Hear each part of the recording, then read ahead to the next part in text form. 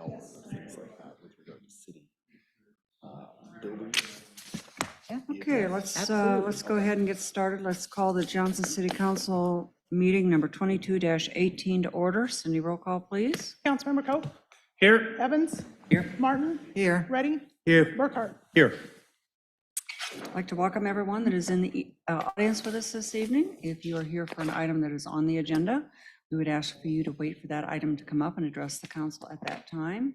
If you are here for an item that is not on the agenda, there will be an opportunity under public communications to address the council. The next item on the agenda is the Pledge of Allegiance. Is there any council member that's never led us in the Pledge of Allegiance? Councilman Cope's going to do it tonight.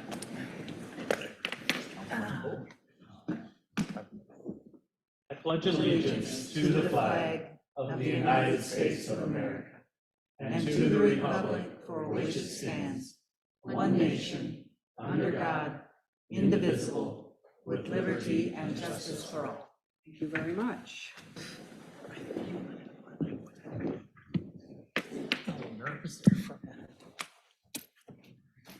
The next item on the agenda is the agenda approval. Jim, do we have any changes to the agenda? Mayor, we'd like to remove item 5M from the agenda, please. 5M, which is under the consent agenda.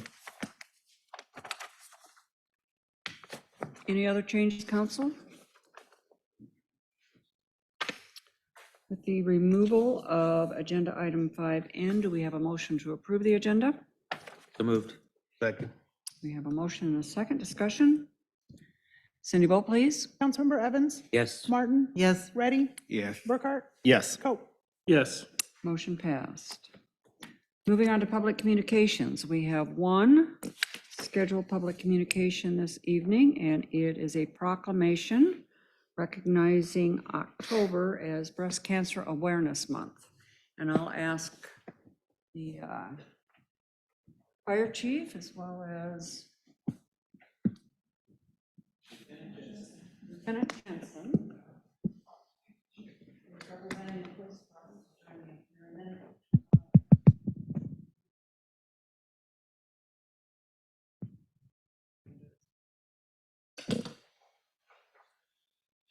My voice.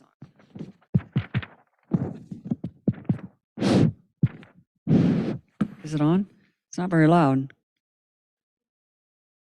Okay. Okay.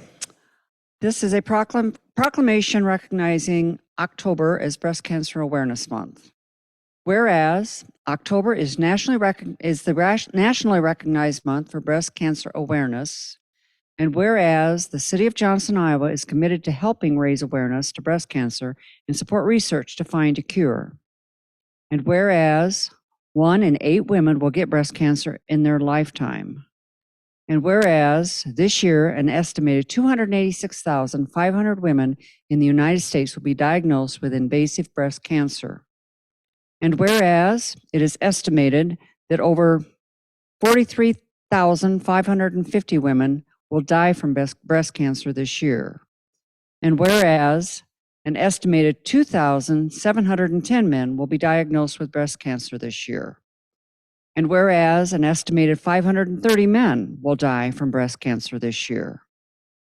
And whereas wearing pink is becoming an increasingly strong tradition during the month of October for firefighters and police officers across the nation. And whereas Johnston Grime firefighters will be wearing t-shirts and sweatshirts with a pink ribbon, and Johnston police officers will be wearing pink patches in October to raise awareness for breast cancer. And whereas the proceeds from the t-shirts, sweatshirts, and pink patches will support local cancer patients. Therefore, I, Paula Deerenfeld, Mayor of Johnston, do hereby proclaim October Breast Cancer Awareness Month throughout the city, and I authorize the fire department members to wear t-shirts and sweatshirts with pink ribbons and police officers to wear pink patches as a reminder to all the people of Johnston to live a healthy lifestyle and get regular checkups. And I will sign and date it today. I just want to say, last year, after breast cancer awareness and the money was raised for the t-shirts and the sweatshirts and the patches, and I had the opportunity to attend when the proceeds from that were presented to a couple of women who had been the victims of breast cancer. And that was really a very touching experience. I mean, both of them had incredible stories to tell, and certainly you could use the proceeds that were the funds that were provided to them. So anyway, this is a great cause. We want to support it. Are the T-shirts and the sweatshirts still available? Can they still be purchased? Okay. And then I'm not sure we're selling the patches. Are we selling we are selling the patches this year. Wonderful. So they can, residents and council members can go out online or maybe just stop by the department. Okay, stop by the department and get their T-shirts and their sweatshirts and their patches there. So anyway, why don't we invite, did you want to say anything? Let's invite the council to join us up here and we'll take a quick picture.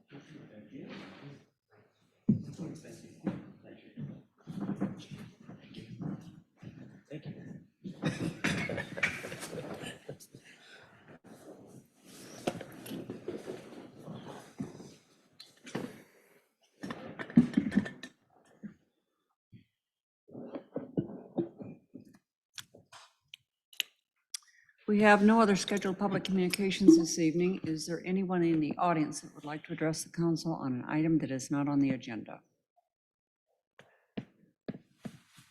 Cindy, do we have anybody online? Okay. We'll move on then to public hearings.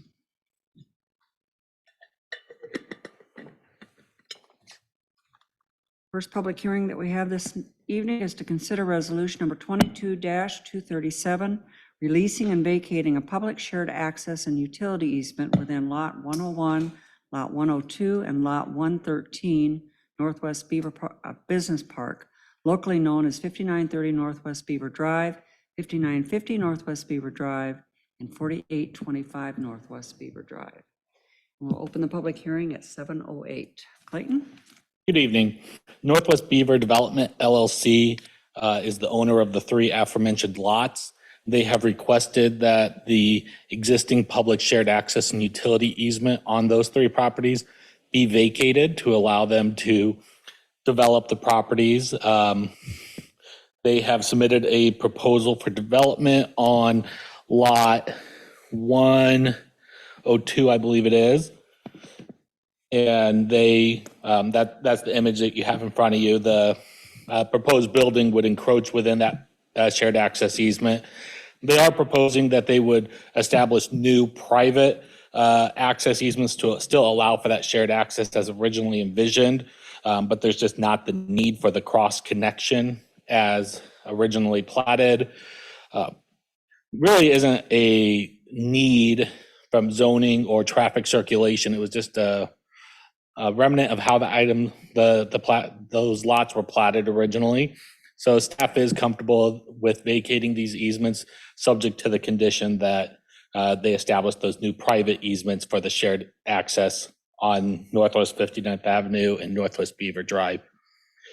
With that, happy to answer any questions if you have any, and do have the property owner in the audience as well, should there be questions there. Staff is recommending approval. Does the council have any questions for Clayton?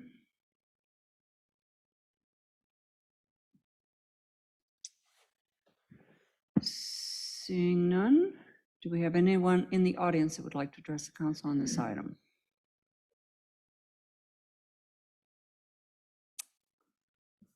Also seeing none, we will close the public hearing then at 7:10. Do we have a motion to approve resolution number 22-237? So moved. Second. A motion and a second discussion. Cindy, vote please. Councilmember Martin, Yes. Ready, Yes. Burkhart, Yes. Cope, Yes. Evans. Yes. Motion passed. Moving on to the next public hearing. Consider resolution number 22-238, releasing and vacating a portion of an existing surface water flowage, stormwater detention, and storm sewer easement within Lot 7, Chesterfield Heights Plat 1, locally known as 7905 Northwest 104th Court. And we'll open this public hearing at 7:11. Joshua and Keely, I believe it's Base, I apologize if I mispronounced the last name, have requested that a portion of an existing surface water flowage, stormwater detention, and storm sewer easement within their property be vacated. Specifically, the south 80 feet of the western 40 feet of the easement.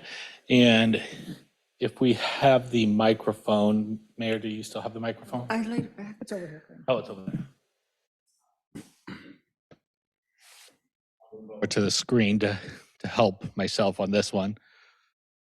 I apologize, I didn't put a red box around the area, but generally the easement currently extends to approximately the edge of their, the western edge of the pool house. So that whole eastern, about 176 feet, is encumbered by that easement.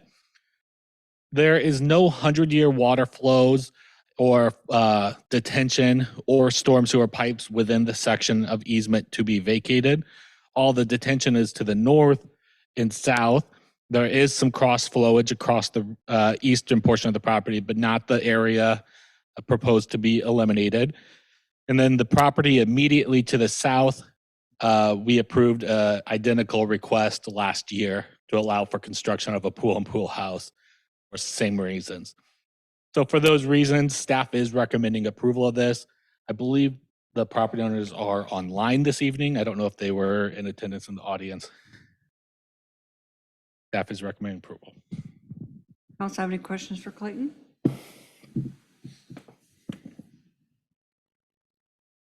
None. This is a public hearing. Is there anyone in the audience that would like to address the council?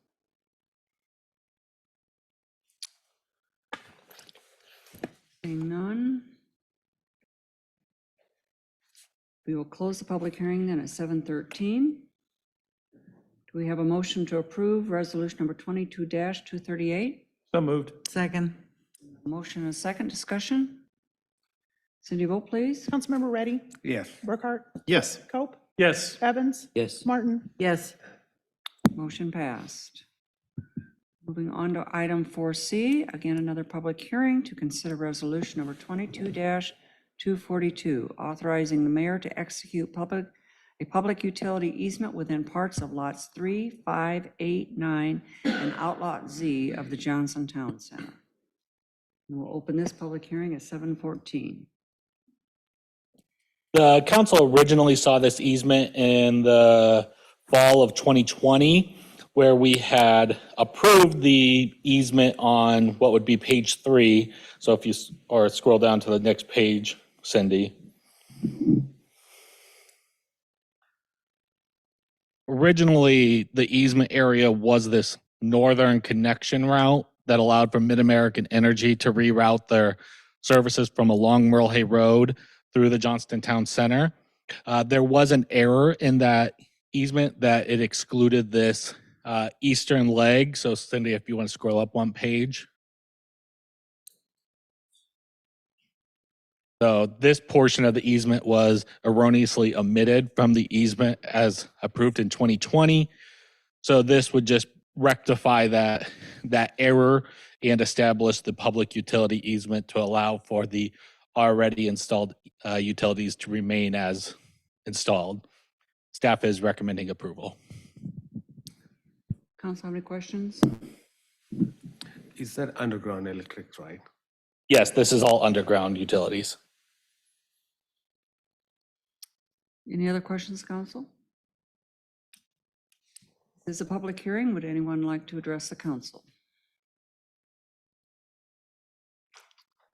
Seeing none, we will close this public hearing at 7:15. Do we have a motion to consider resolution, to approve resolution number 22-242? I move. Second.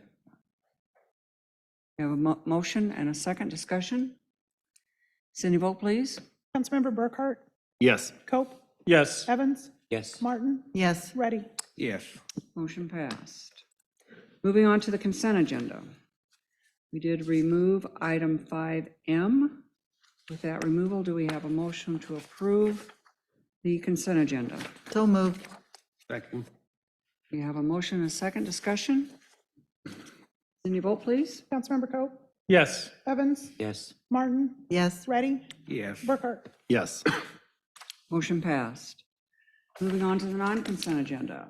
Item 7A, consider second reading of ordinance number 1082, amending ordinance number 655 and providing that general property taxes shall no longer be divided on all property located within the Windsor Office Park Urban Renewal Area in the city of Johnston, county of Polk, state of Iowa, removing original area from division of taxes only, effective July 1, 2023. Second reading. Have we received any comments on this? Hopefully there've been any changes and no comments. Council have any questions? Is there anyone in the audience that would like to address the council on this item? Not, do we have a motion to approve second reading of ordinance number 1082? So moved. Second. A motion and a second, discussion? Cindy, vote please. Councilmember Evans, Yes. Martin, Yes. Ready, Yes. Burkhart, Yes. Coe. Yes. Motion passed. Item 7B, consider third reading and adopting and publishing ordinance number 1080, amending chapter 169.09 to amend design guidelines for the Merle Hay Road Town Square Overlay Zoning District, PZ case 22-19. Clayton. No changes and no public comments received since second reading. Council have any questions? Anyone in the audience like to address the council on this item? Seeing none, do we have a motion to approve third and final reading and adopting and publishing ordinance number 1080? So moved. Second. Motion and a second, discussion? Cindy, vote please. Councilmember Martin, Yes. Ready, Yes. Burkhart, Yes. Coe, Yes. Evans. Yes. Motion passed.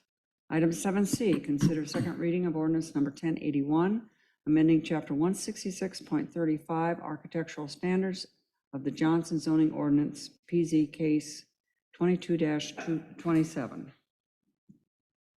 No changes and no public comments received since second reading.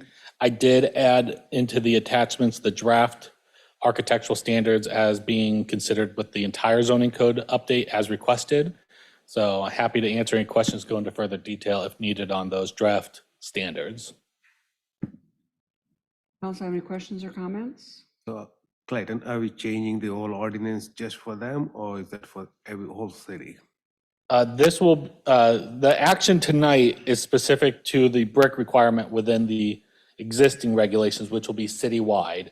The draft chapter that I included with the second reading would apply citywide, but we are not taking action on that tonight. Okay. That's just provided for reference purposes of where we intend to go.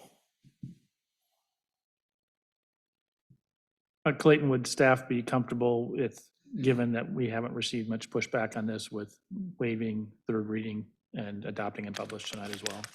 Considering no public comments received, certainly if the council wishes to, it would be proper. Okay. I mean, it's always great to have former Councilmember Brown here, but no need to make him come back again in 2 weeks. Any other questions or comments, council? Now, if it makes a difference, though, the life serve architecture will need to come back at your next meeting, which would typically be third Okay, I reading. guess So so, yeah. he may be in attendance at next meeting anyway. But it's really up to you guys. I think it's still thinking about worth waiving third reading, so. Aside from the comments from the audience that we've already received, is there anyone else in the audience that would like to address the council? Seeing none, do we have a motion to approve second reading of ordinance number 1081? I move. Second. Motion and a second, discussion? Cindy, vote please. Councilmember Ready, Yes. Burkhart, Yes. Coe, Yes. Evans, Yes. Martin. Yes. Motion passed. And I'd like to make a motion to waive third reading of ordinance number 1081 and to adopt and publish. Second. We have a motion and a second. Discussion? Cindy Walton, please. Councilmember Burkhart? Yes. Cope? Yes. Evans? Yes. Martin? Yes. Ready? Yes. Motion passed. Item 7D, consider resolution number 22-244, approving the site plans for the Johnston Commons row homes. The property is located south of Northwest 70th Avenue and west of North Glen Drive. Tonight, you're considering the site plans for 56 row home units over 3.7 acres at the southwest corner of Northwest 70th Avenue and North Glen Drive in the Johnston Commons PUD. And you may recall the council approved a rezoning of these lots earlier this summer to allow R4 uses. The site plans, Cindy, if you would, go to the site plans. The site plans depict a full access at Northwest 70th Avenue, a second full access at North Glen Drive opposite the Casey's site access. And there's also interconnectivity with the south adjacent Brownstones property, which provides an additional access to North Glen Drive.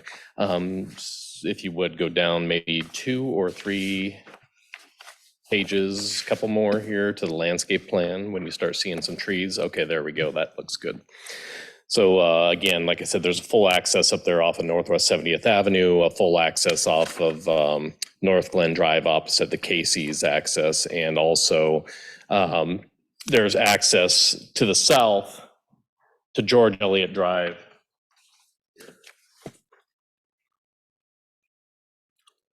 That would get you back to North Glen Drive as well. There is an existing 10-foot paved trail on the south side of Northwest 70th Avenue, and also 10-foot paved trail on the west side of North Glen Drive. And the units fronting those roadways do have sidewalks that connect to that trail. Multifamily housing is required to provide 2 parking spaces per unit, plus 1 additional space for every 10 units. And there are 118 parking stalls required on the site. The site plans do indicate accommodations for 119 parking stalls, and it would therefore satisfy the parking requirement. These buildings will be sprinkled for fire protection. There are no buffer requirements affecting the property. The open space landscaping requirement mandates 32 trees and 48 shrubs, and the landscaping plan is in compliance. The architectural requirements of code, Cindy, if you would, there should be some architectural elevations. If you could pull those up now, that would be helpful. The architectural requirements of code stipulate exterior building materials shall employ a variety of textures and colors and window and door detail and utilize a gable or hip style roof. The elevations provided indicate the side of each building facing a public street will include a combination of brick and stone, as well as horizontal lap siding, board and batten siding, and shake shingles. The sides of the building that do not face a public right-of-way do not utilize stone or brick, but they will utilize the similar materials, horizontal lap siding and board and batten siding.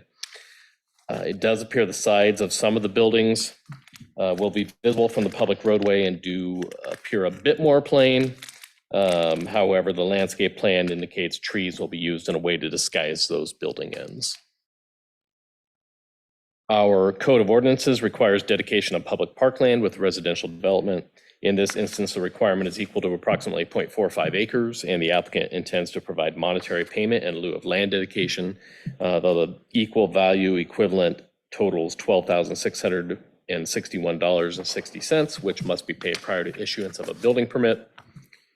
In addition to that parkland dedication requirement, we have a multifamily residential housing amenity study, which suggests multifamily residential projects should include recreation areas dedicated for the benefit of residents and their guests. And the site plans do identify a 3,000 square foot area of the site for installation of a playground area to address this requirement. Cindy, it should be shown somewhere in there. It might be the last page of these elevations or the first page of the elevations, but it's on the west end of the site. I think it's the first page, right before these elevations start. There you go.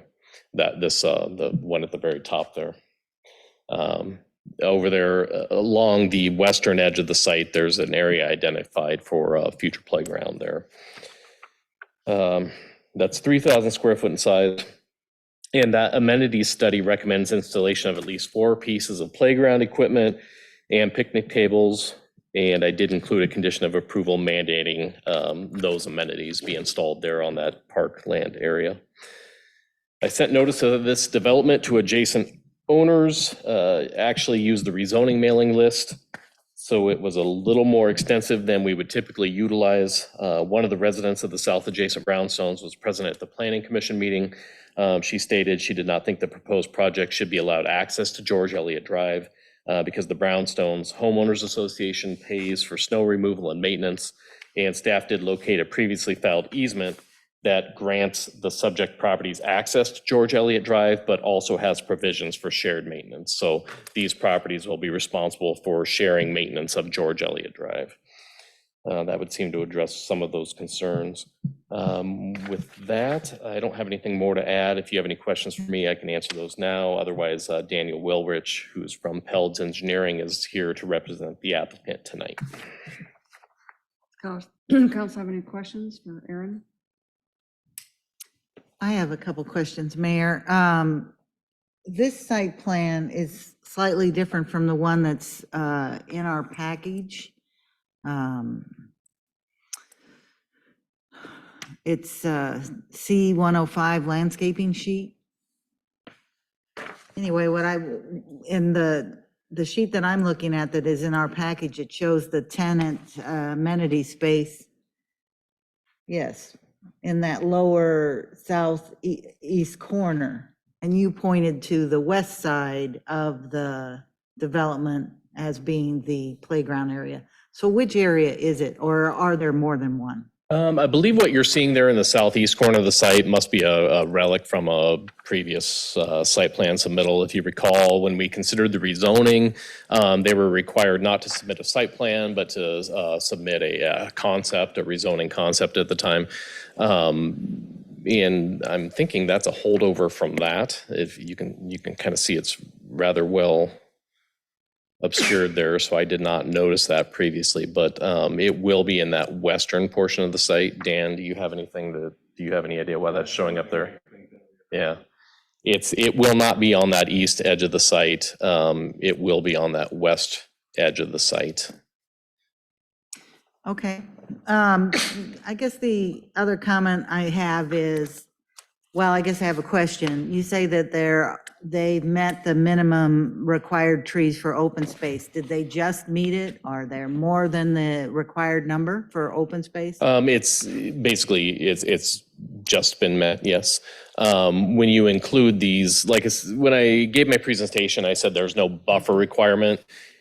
What I mean to say is there's no code required buffer requirement. There is an existing easement in place between Corteva and this property owner that mandates a certain number of plantings there on that west property edge. And that's what you see there. These are existing plantings. Did you leave that on?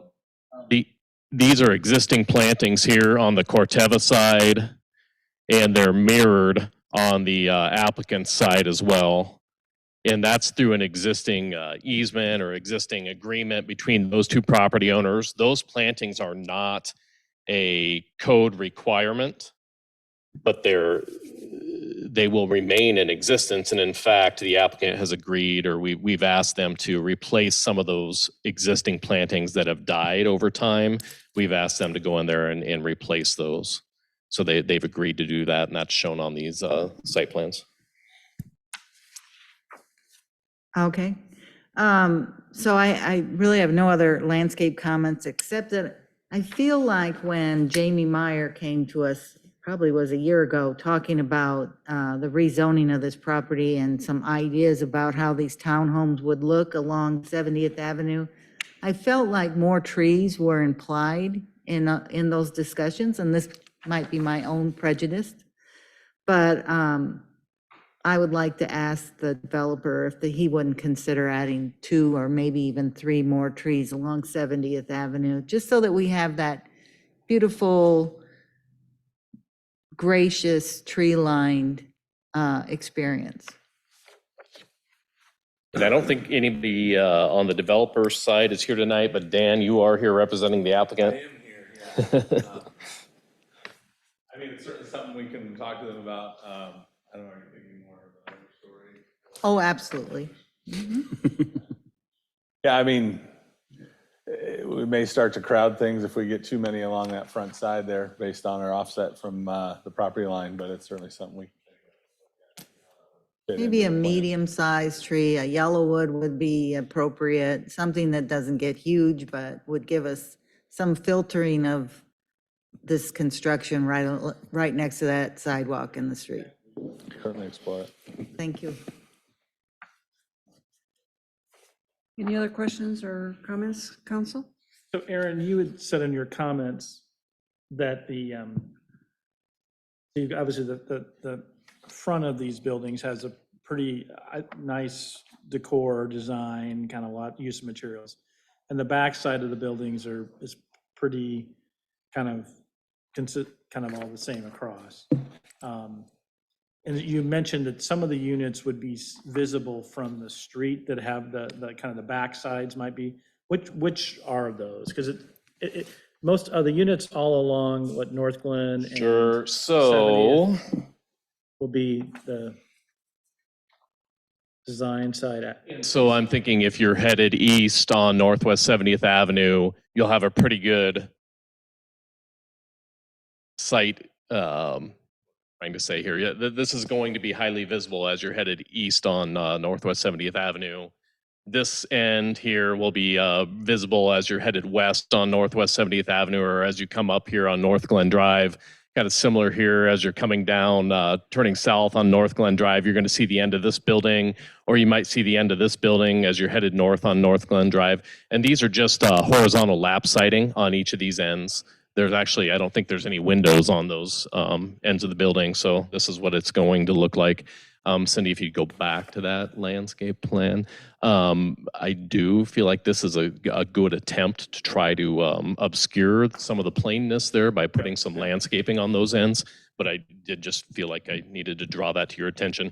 Another concern that was expressed at the Planning Commission meeting, there will be HVAC units on the ground in front of these buildings on both the Northwest 70th Avenue side and if you could go back to the landscape plan, Northwest 70th Avenue side and North Glen Drive, and the applicant is utilizing some perennial or shrubs here to obscure those HVAC units. I know we've had some feedback about some of the HVAC units that front Merle Hay Road on, I believe maybe it's 62, no, not 62W, it's Cadence. And some negative feedback on the visibility of those units. I will point out that on those units, there's landscape grasses that are utilized to try to shield those HVAC units. And those really don't provide, in my opinion, a 12-month shielding. And whereas these shrubs really are the reason they chose these shrubs is because they should provide a 12-month shielding of those HVAC units. But again, I wanted to point that out to you so that you were aware of it. Great, thank you. I'm kind of glad you pointed that out. I would say then that I think the shrubbery needs to be doubled to do the screening that we're going to need along 70th at least. I had, when you get presented with a building elevation and now you're telling us there's going to be air conditioning units all along there, that bothers me quite a bit. I appreciate the fact that they're evergreens and they're pretty hardy evergreens, but I think it's woefully under numbered.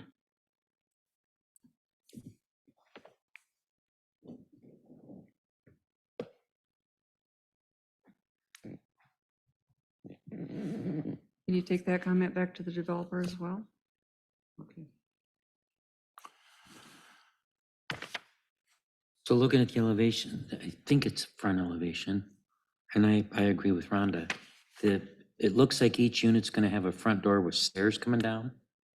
Yes, very similar to the south adjacent brownstones. Can those HVAC units be kind of tucked in? They're not so.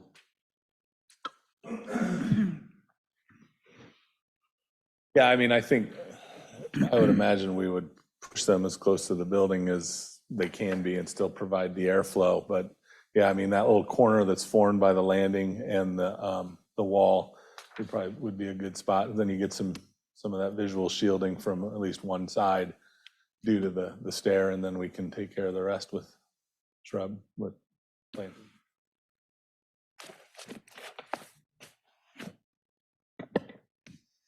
And do you have kind of a trade-off there of the more shrubs and the more blockage? It makes the units less efficient?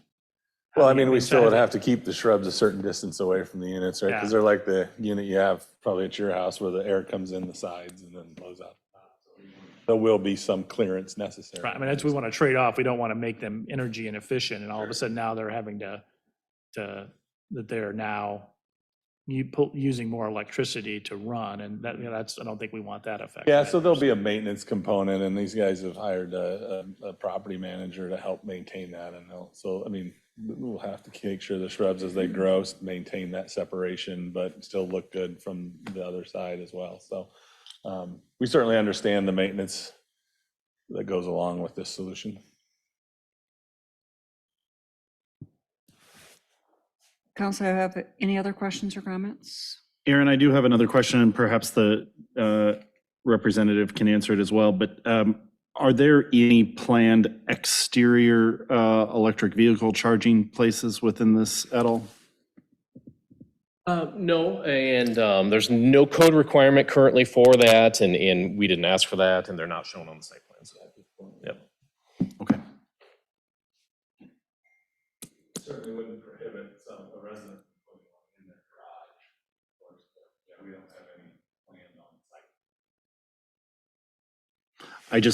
site. We can't delve into this, but I know at one point in the discussion that these were going to be more rental units. And so when you begin to consider wanting to attract folks who may have that or want to be able to seek out that opportunity, I don't know if they have the permission to even be able to install that, but that's beyond the scope of what we can address, so. Yeah, absolutely. Like currently, it's not addressed in our code. Okay. I know that our code revisions, Dell go in that direction. I don't know, gosh, you guys are gonna have to help me. David, did we address that for rental housing? It'll be required on a multifamily. Okay, I knew we were covering it with commercial, but didn't know about rental housing. So that's the direction we're headed, but currently our code doesn't require it. Okay, thank you. Any other questions or comments, Council? I'm really struggling with this air conditioning thing. What are the units to the south? The existing ones, where's their units at? You know, I know they're not on the front, right? I'm not sure. I think some of those buildings are geothermal, Oh, that's right. because there are very few.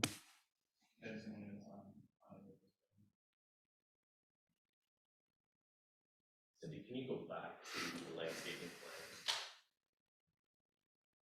plan? And I did ask, is there a reason why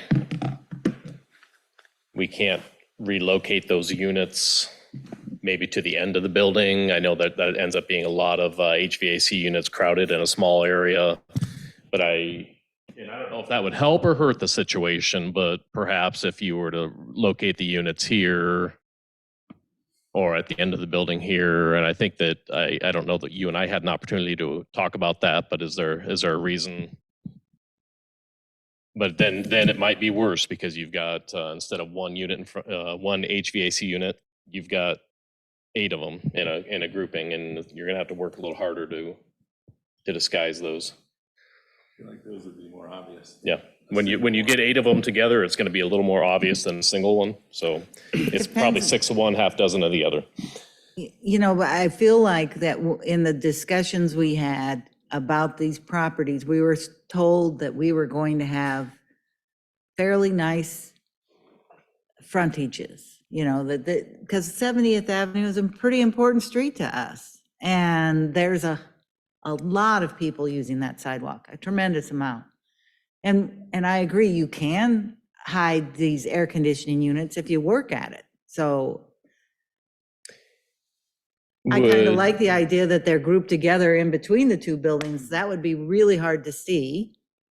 And there might not physically be enough room for that, but maybe we can Right. get some of them relocated there. Yeah, if you had 4 and 4 and then 4 over here. I mean, landscape can do a fair amount.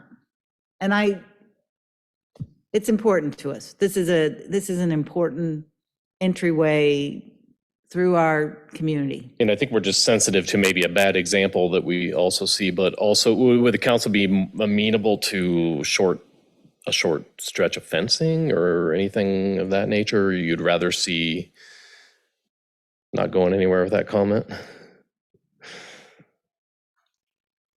Everything is going to be more expensive, I think. Just like a short something to. Aaron, can I explore where you're going with that? You're talking about fencing in front of individual units? Of the Or- each HVAC unit, Oh, yeah, okay. maybe. I- Just like a Create little courtyards. box around each We one. can make it look English, put a little fence around each little garden That's- area. Could we require that? In honor of the Queen. Yeah, in honor of the Queen. I think they could do better. It sounds I like think we could council's, maybe say something to the effect of, we expect the air conditioning units to be screened from view year round.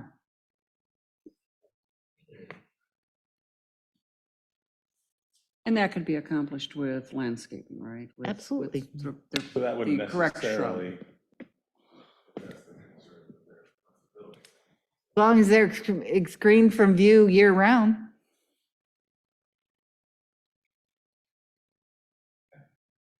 hearing it's council's direction to redouble efforts to camouflage those units. They don't necessarily have to be relocated, but there should be a redoubling of efforts to disguise them.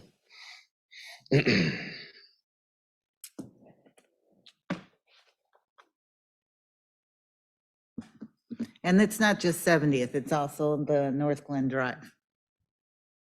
There will be, obviously, there's fewer units there. Those might be a little easier to address. Aaron, where are for lots, or for the buildings, I guess it's all building 4 through 6, I guess there. Where will those units be located? All the interior buildings, Mhm. they should be, everything, okay, so let me. Is it on an elevation? And So everything you see here is going to be cement. So these HVAC units on these interior units would be here in between the buildings on this, on the green spaces. That's my understanding. Because this is all, again, this is all pavement to allow for traffic to circulate through. So the HVAC units would be in front of these buildings.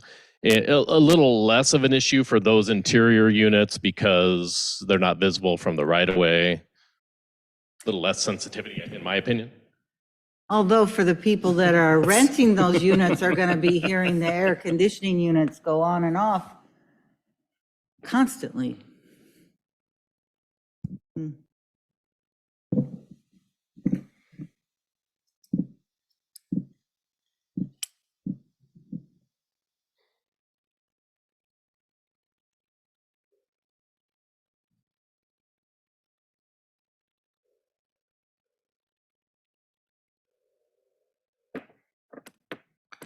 So you had, why don't you kind of repeat back to us where your head is as far as some, I don't know, something you're going to put in the staff report or put in the direction back to the developer?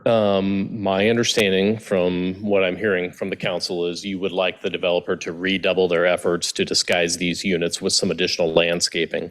But nobody's gone so far as to make a motion that would include that as a condition. When you make your motion, you could do so subject to the conditions in the staff report that were provided by staff with an additional condition that would require the applicant to double the shrubbery around the HVAC units. That's what I'm hearing from the council. I'm not sure that we'll say double. I think we would say, I would be willing to make a motion that would say, along with fulfilling all the requirements in the staff report, we need to have a minimum of 3 more trees along the northwest 70th Avenue. And we need enough landscaping installed to hide the air conditioning units both on 70th Avenue and North Glen Drive so that they are screened year round. So whoever makes the motion tonight might do so with the additional condition that echoed what Council Member Martin just verbalized. If there isn't any further comments or questions, is that a motion? Does that fulfill? Yes, that's I'll my second motion. Her motion. Is there further discussion? Just have a question. To what extent, I mean, obviously, we're sort of requiring in the staff report that they go above and beyond kind of what our requirements are. And I'm not saying that's a bad thing, but I just wonder as we word it, I mean, by in essence, sort of saying, here's what our base requirements are, but we're going to require you to go above and beyond. Does that open ourselves up to, or do we need to consider some wording that's a little bit more flexible? And I guess I kind of direct that question as much to Christine as I address it too.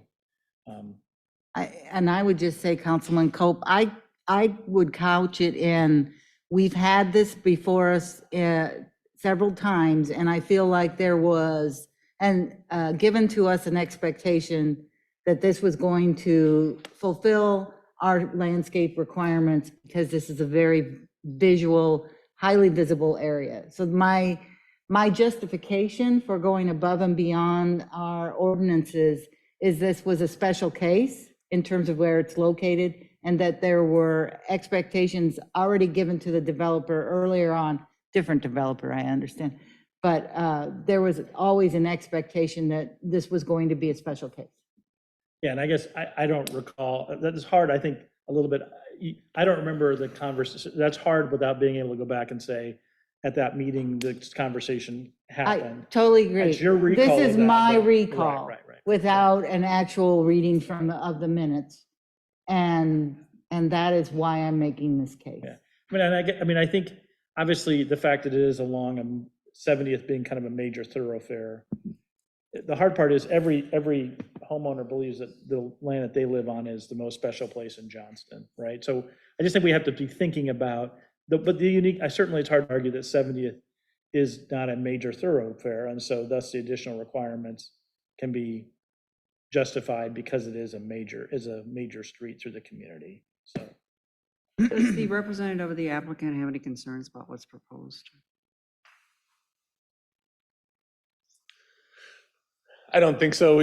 After planning and zoning, we had talked about the screening of those as well, so it's not a surprise that it's part of this conversation. So while I agree that I often struggle with being required to go above and beyond code, this is one where I think it's reasonable because, a few extra shrubs versus the project is probably a fair trade-off.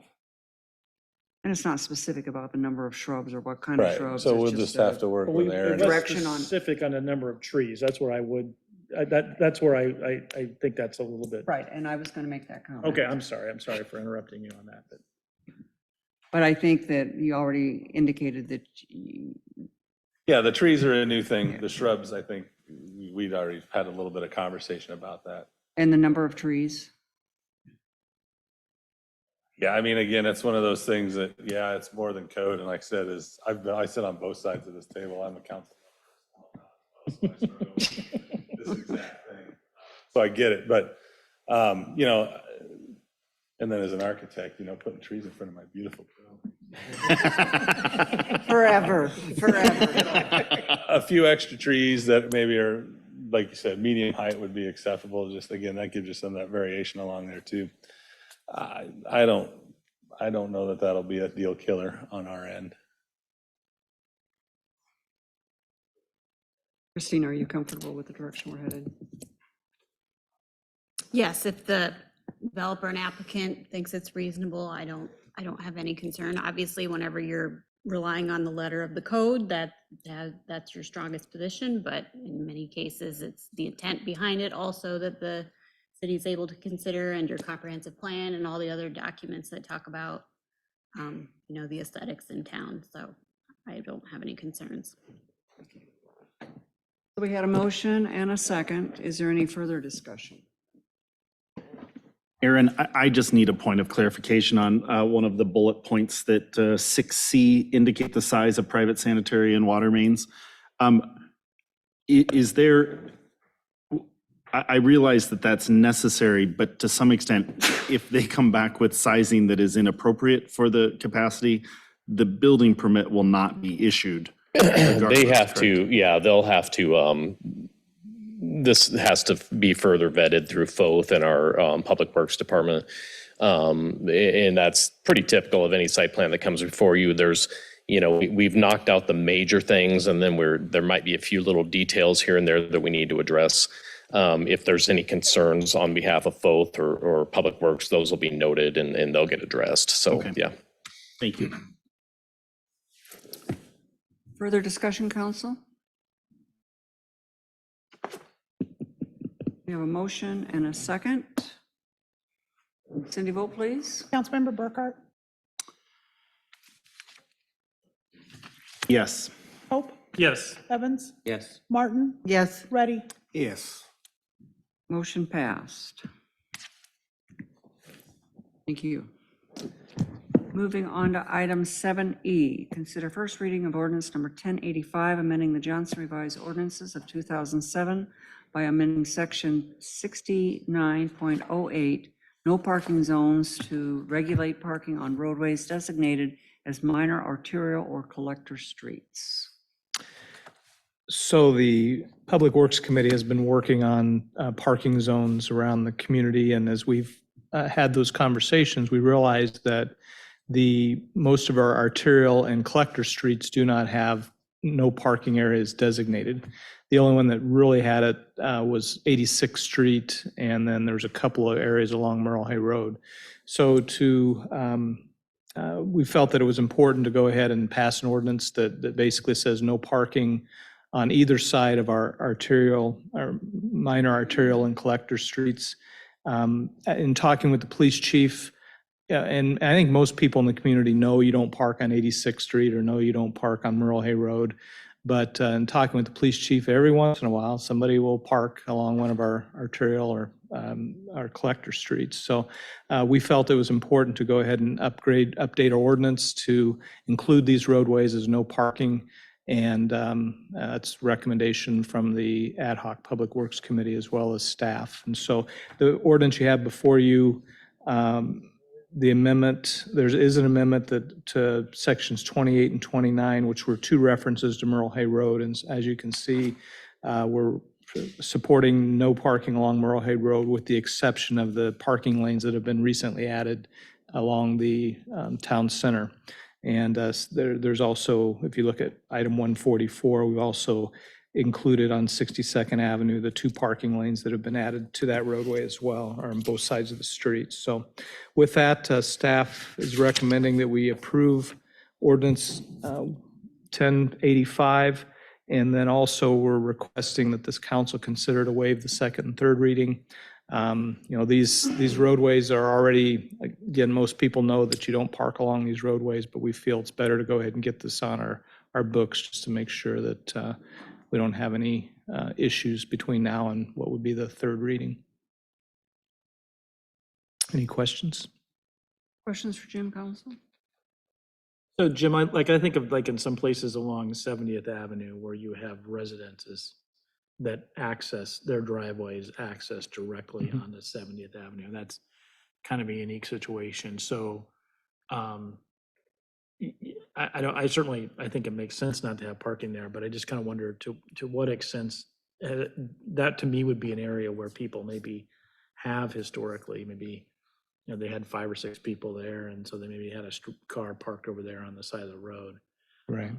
But for me, that might be a little bit of a change there, or any of those parts of the community where we do have residents that do directly access any of these streets. So was that any thought given to that, where we have these minor arterials and the collectors mapping those parts of town where you do have the residential that do directly access? I think, and as you described, along 62nd Avenue, east of Merle Hay Road, we do have residents Right. that go directly on to 62nd Avenue, and there's a few on along 54th as well, east of 86th Street. So, from a historic perspective, again, we haven't seen a lot of people park there. I know 70th, I think, used to be a shoulder. It's like 62nd still is a shoulder. Right. Now it's, 4 lanes with curb, and, that makes it a little bit different than it used to be. Really, the only one we're talking about that now has existing shoulder would be 62nd Avenue east of Merle Hay Road. So, we didn't, I guess, specifically talk about that as to whether we wanted to treat those areas differently. But, again, it's sort of common knowledge, if you will, that you don't park along our arterials and collector streets. And we don't really have a huge problem with it, but, I guess rather than avoid confusion of where you can or can't park. The other thing, I did mention the staff report, it's not our intent to really sign these. We don't want to get plaster signs all up and down Merle Hay Road. Again, I think most people understand the type of roadway. You don't park along there, but at least if somebody does, we would have the ordinance to back up, issuing a citation if it's necessary.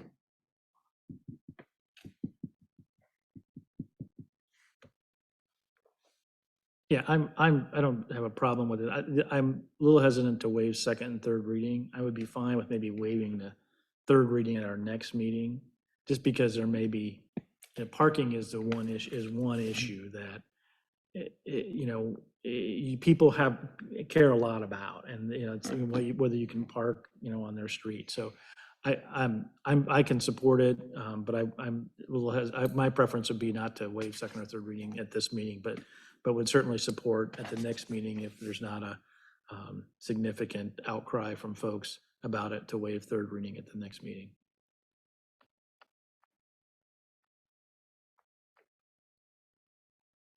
Any other questions or comments?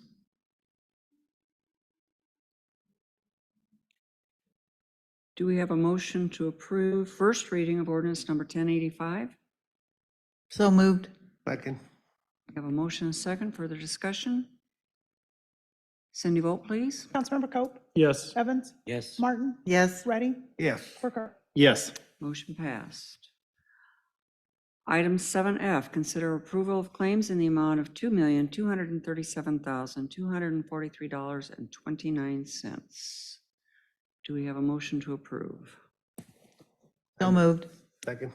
We have a motion and a second. Discussion? Cindy, vote please. Councilmember Evans, Yes. Martin, Yes. Ready, Yes. Burkhart, Yes. Cope. Yes. Motion passed. We've already had some city administrator staff comments. Jim, anything more there? I don't have any additional comments. Does anybody else? Doesn't look like it. Okay, so let's go to the city council comments. Councilperson Martin. I don't have any.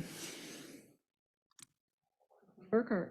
Two things involving the schools. The first of which is I want to publicly thank the Johnston Police Department for their continued involvement, and it seems like unending involvement in our schools and trying to get to the bottom of issues, whether they be reports or rumors of all sorts of stuff. But we certainly appreciate all that you do to make sure that we're trying to provide a healthy and safe community, and that the educators can then try to provide the best educational opportunities possible. I know that comes at some sacrifice, not only for our public safety officials, but also even for our public citizens. Everything from now requiring clear plastic bags at athletic events to added precautions in how they test and how they train. The other thing is that this is homecoming week, so be vigilant for kids in celebration of our schools, but also I encourage you to take part in all of the homecoming activities, including parade. And on Thursday, there is out here at the town center in conjunction with the city, or excuse me, the student council, Lightyear will be previewed, that movie. So just lots of fun stuff to help celebrate our schools, but also just to help celebrate our community. And the more community we can build, the better off we'll all be. I just want to, last week, as a council, we had an opportunity to meet for most of the day as we work in the process of selecting the next city administrator for the city. And I just wanted to say I really enjoyed the opportunity that we had to kind of be all together in kind of a less formal setting, when we did the question, where they kind of asked each candidate to give us a, that they could ask us a question, I was really interested to hear the feedback and the different questions and responses that we all had, because we don't really, most of our agendas are so formalized and so structured. We really don't have a lot of opportunities, frankly, to talk about emerging issues, or, the things like that Brian or Councilman Burkhardt just brought up. And so I just thought that was a great opportunity to really get a sense of things that are priority to each one of us, and wish we could find more opportunities to do that. So just wanted to pass that along. I just Councilman want to Redding? echo, I just want to echo what Councilman Brookhart said about the police and the incident that happened in the school system for the past couple of weeks. Thanks to the police, they're not here, but, oh, yeah, there you are.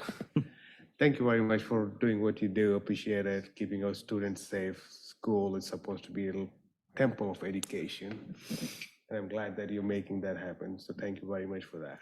Appreciate it. Councilman Evans? I have one here that I've been holding back for a very long time.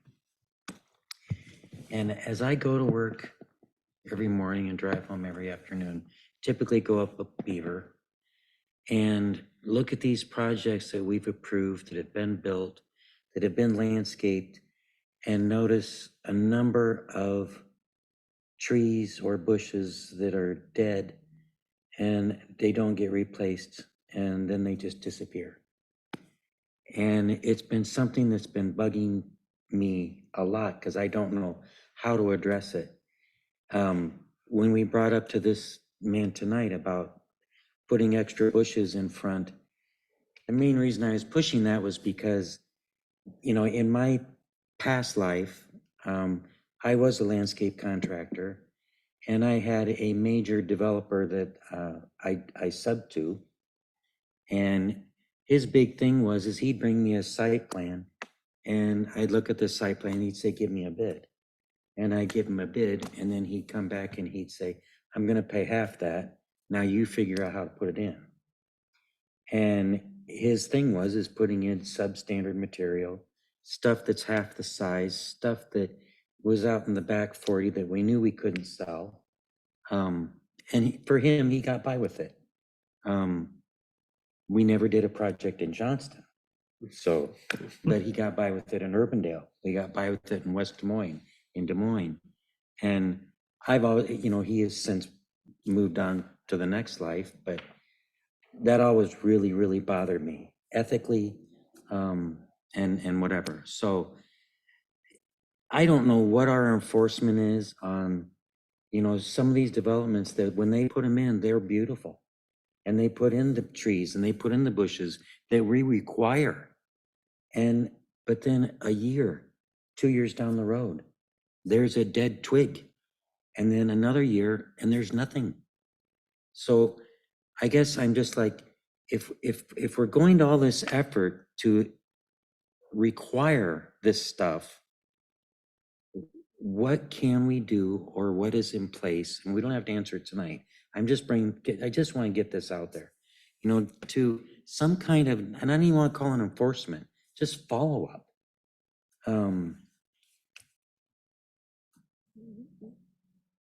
I can address that. All the sites, before they get a certificate of occupancy, are inspected not only by our building inspection staff, but our planning staff. And we go out and count every tree, every shrub. And it's not uncommon to give them a list of concerns that we have over size or condition or health of landscaping. That's our last official look at a site. But we have a site plan that shows what's required to be planted. And so if anything dies and doesn't come back, or is not replanted, it becomes a site plan violation. Now, we're not out looking for those. Drop me or Aaron or Clayton an email and say, hey, I went by this site and there's a bunch of dead trees. We'll make contact with the property owners and we'll notify them that they need to be replaced. Bricktown, for example, has a bunch of landscaping that they planted on top of the berm, which isn't, all that advisable. They're in the process. That'll get replaced this fall, not on the berm.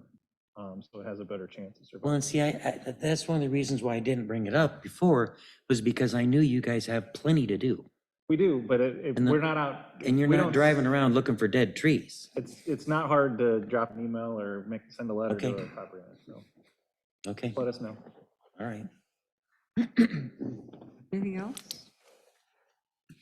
The only other thing that I might add is that and I'm probably not going to get the acronym described correctly here. There's a NAMI walk this weekend at Terra Park, Terra Lake. What is it? National Alliance for the Mentally Ill? Yeah, NAMI. Got it right. And I would encourage any of you that have some time that morning to go out. It's a great event. Is it They did in the Saturday? past. Pardon? Saturday? Yes. Saturday morning, 8:30, or 9:30, actually. Great event, good cause, so if you have a few minutes to stop out and say hi to some folks, that would be great. Other than that, I don't have anything else for you this evening. Anything else for the good of the order? If not, we are adjourned. I'm gonna start recruiting for the plant patrol.